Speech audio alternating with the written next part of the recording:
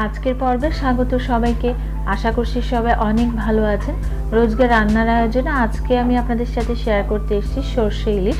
Already আমার চ্যানেলে একটা সর্ষে ইলিশের রেসিপি আছে, সেটা থেকে এই রেসিপিটি একটু আলাদা আর এটা খেতে অনেক বেশি মজার। চমৎকার এই সর্ষে ইলিশটি আশা করছি আপনাদের অনেক ভালো লাগবে। ভালো লাগলে একটা লাইক দিবেন আর সাবস্ক্রাইব করে আমাকে উৎসাহিত করবেন, কারণ আপনাদের লাইক, কমেন্ট, শেয়ার, সাবস্ক্রাইব আমাকে অনেক বেশি আনন্দিত করে। তো কথা না বাড়িয়ে চলুন শুরু করা যাক। সর্ষে ইলিশ বানানোর জন্য আমি প্রথমে 4 পিস ইলিশ মাছ নিয়েছি আর এটাকে খুব ভালো করে ধুয়ে পরিষ্কার করে জল ঝরিয়ে নিয়েছি। এবার সর্ষেটা রেডি করে নেব।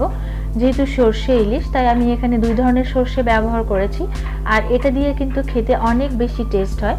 1 টেবিল চামচ সাদা সরিষা, 1 টেবিল চামচ কালো সরিষা আর 4-5টা কাঁচা লঙ্কার সাথে একটু লবণ দিয়ে সর্ষেটাকে খুব ভালো করে পেস্ট করে নিতে হবে। চাইলে ব্লেন্ডারও করে নিতে পারেন কিংবা চাইলে শিলপাটায় বেটে নিতে পারেন। তো আমি সর্ষেটা শিলপাটায় বেটে নিয়েছি। আমার কাছে মনে হয় শিলপাটায় বেটে যদি রান্না করা যায় তাহলে সেই রান্নার টেস্টটা অনেক বেশি ভালো আসে। আমি যে প্যানে রান্নাটা করব সেই প্যানের মধ্যে নিয়ে নিচ্ছি সর্ষে বাটা আর এর সাথে দিয়ে দিচ্ছি 1 টেবিল চামচ নারকেল বাটা আর 1 টেবিল চামচ পেঁয়াজ বাটা, দিচ্ছি স্বাদমতো লবণ, 1 চামচ পরিমাণ হলুদের গুঁড়ো আর দিয়ে দিচ্ছি 1 টেবিল চামচ সরিষার তেল। এই সমস্ত উপকরণ দিয়ে খুব ভালো করে মশলাটাকে মিশিয়ে নিতে হবে। আর এই রান্নায় অবশ্যই সরষের তেল ব্যবহার করতে হবে, তাহলে অরিজিনাল টেস্টটা পাওয়া যাবে। খুব ভালো করে মিশিয়ে নিচ্ছি। আমি যে বাটিতে মশলাটা নিয়েছিলাম বাটিটা ধুয়ে একটুখানি জল দিয়ে দিচ্ছি, এতে করে মশলার অপচয়টা হবে না।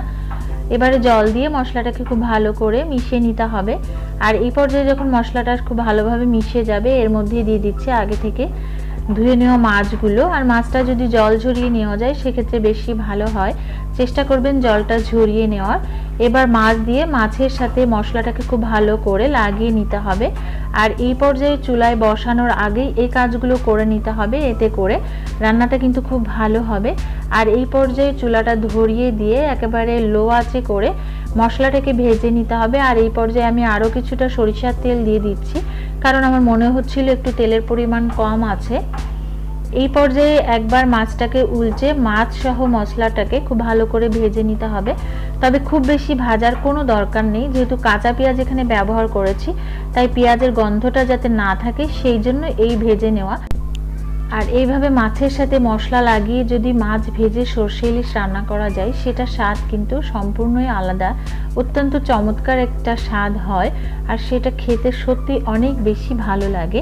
এরপরে মশলাটা ভাজা হয়ে গেছে, আমি জল দিয়ে দিচ্ছি। যারা পাতলা ঝোল খেতে চান তারা জলের পরিমাণটা আপনাদের আন্দাজ অনুযায়ী দিবেন।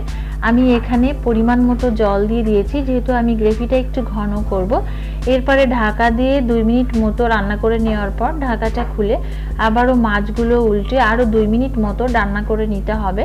যেহেতু ইলিশ মাছ তাই সিদ্ধ হতে খুব বেশি সময় লাগে না আর সর্ষে ইলিশ রান্না করতেও খুব বেশি সময় লাগে না। অলরেডি আমার মাছটা কিন্তু রান্না হয়ে গেছে। যারা পাতলা গ্রেভি খেতে চান তারা এই পর্যায়ে নামিয়ে নেবেন। আর আমি এই পর্যায়ে আরও কিছুটা কাঁচামরিচ দিয়ে দিচ্ছি 3-4টা আর কিছুটা সরিষার তেল ওপর থেকে দিয়ে দিচ্ছি। সরিষার তেল দিয়ে ঢাকা দিয়ে 5 মিনিট মতো রেখে দিলে গ্রেভিটা ঘন হয়ে যাবে। যেহেতু চুলা অফ করে ঢাকা দিয়ে রাখলে প্যানটা গরম থাকে তাই নিজে নিজেই এটা কুক হতে থাকে। আর এই তো রেডি হয়ে গেছে আমার আজকের চমৎকার সর্ষে ইলিশ। দেখলেন তো কত সহজে তৈরি হয়ে গেল আজকের এই চমৎকার ভিন্ন স্বাদের সর্ষে ইলিশ। আশা করছি আমার আজকের রেসিপিটি আপনাদের অনেক ভালো লেগেছে। ভালো লাগলে একটা লাইক দিন আর সাবস্ক্রাইব করে আমাকে উৎসাহিত করুন, কারণ আপনাদের লাইক, কমেন্ট, শেয়ার, সাবস্ক্রাইব আমাকে অনেক বেশি আনন্দিত করে। সবাই খুব ভালো থাকবেন। Thank you so much.